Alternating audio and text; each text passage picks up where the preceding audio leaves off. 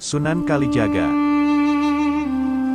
Sunan Kalijaga termasuk salah seorang dari Wali Songo yang berperan besar dalam penyebaran Islam di Tanah Jawa.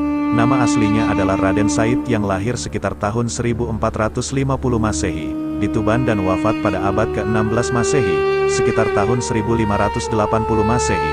Dapat dikatakan bahwa Sunan Kalijaga hidup selama lebih dari 100 tahun.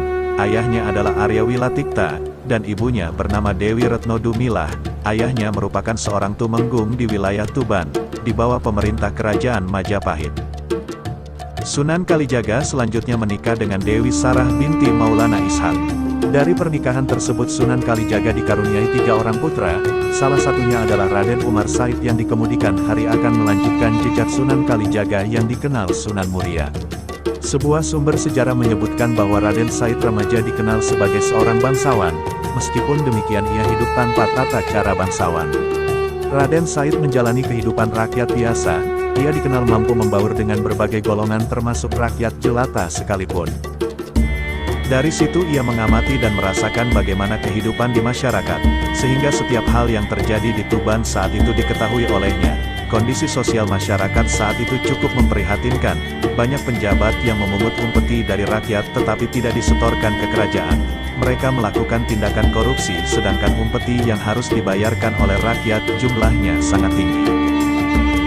Berangkat dari kegelisahan menyikapi situasi tersebut, maka Raden Said pun memberikan nasihat keras kepada para penjabat pemerintah yang korup agar memberikan sebagian besar hartanya kepada orang-orang miskin.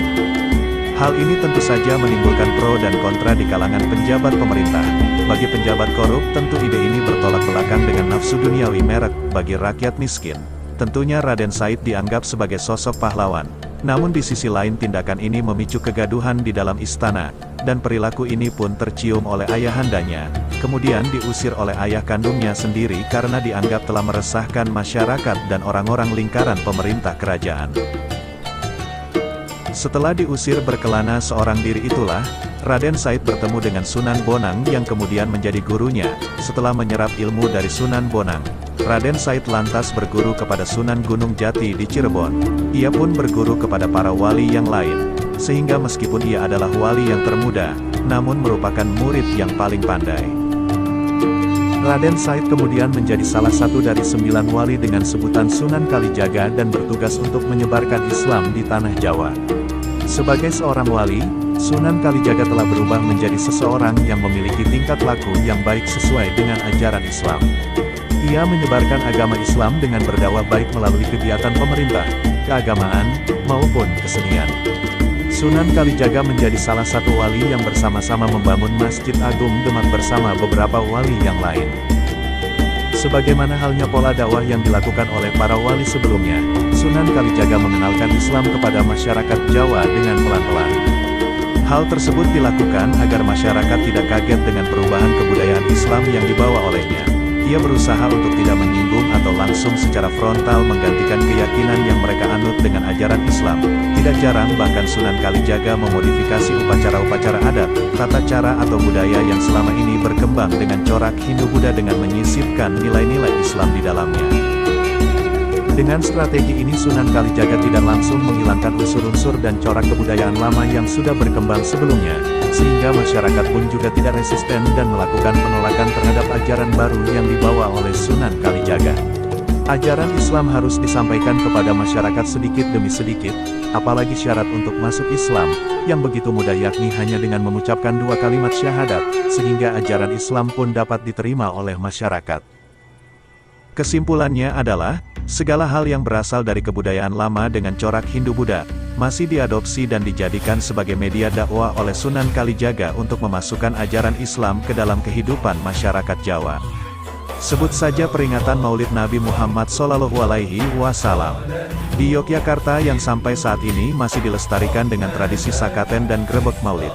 Konon katanya sakaten berasal dari kalimat syahadatain yang artinya 2 kalimat syahadat. Sunan Kalijaga memanfaatkan tradisi grebek tersebut yang dipadukan dengan perayaan Maulid Nabi Muhammad SAW dengan corak khas Yogyakarta, dan manakala masyarakat sudah berkumpul untuk merapaikan grebek tersebut, ia akan memasukkan ajaran-ajaran Islam kepada masyarakat.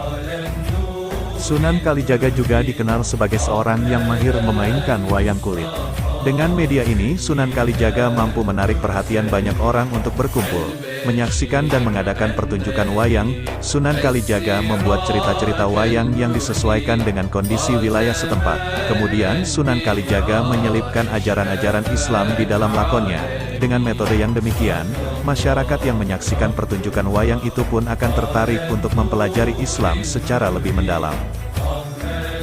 Pada zaman tersebut, wayang kulit memang merupakan salah satu hiburan yang digemari oleh masyarakat Jawa, sehingga strategi Sunan Kalijaga dengan memanfaatkan wayang kulit sebagai media dakwah pun mampu menarik perhatian masyarakat dari semua lapisan golongan. Bahkan dengan strategi ini, penyebaran Islam di Jawa dapat berjalan lebih efektif sehingga pertumbuhan Islam di Jawa menjadi semakin pesat. Sunan Kalijaga juga dikenal sebagai seorang politikus yang menjadi penasehat kerajaan Demak. Pengaruh pemikiran Sunan Kalijaga banyak mewarnai kebijakan-kebijakan di Kesultanan Demak sehingga menjadi kerajaan yang besar di tanah Jawa. Dalam hal berpakaian, Sunan Kalijaga tidak menggunakan pakaian jubah atau pakaian seperti yang dikenakan oleh para ulama yang lain. Sunan Kalijaga membaur dengan masyarakat sehingga masyarakat tidak merasa asing dengannya, bahkan menganggapnya seperti masyarakat Jawa kebanyakan dan masyarakat pun menerimanya dengan senang hati.